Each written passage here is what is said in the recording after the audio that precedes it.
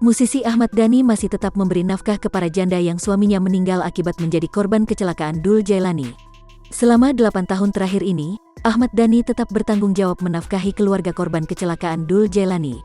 Masih berjalan sampai sekarang, kata Ahmad Dhani di Hotel Aston Priority Simatupang, Cilandak, Jakarta Selatan, Selasa, tanggal 12 Oktober tahun 2021. Ahmad Dhani dan Mulan Jamila bersama Dul Jailani, Al Ghazali dan El Rumi sepakat tetap bertanggung jawab pada 6 janda yang suaminya menjadi korban kecelakaan. Dari 6 janda itu, kehidupan 1 janda dan keluarganya sudah ditanggung Dul Jailani. Setahun ini Dul mulai menanggung janda sama anaknya, Kaat Ahmad Dhani. Sementara 1 keluarga lainnya akan ditanggung Al Ghazali.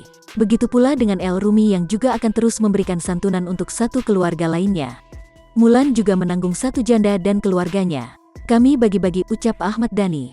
Setiap bulan, Ahmad Dhani dan istri serta anak-anaknya mengeluarkan uang 6 juta rupiah untuk diberikan ke janda-janda tersebut.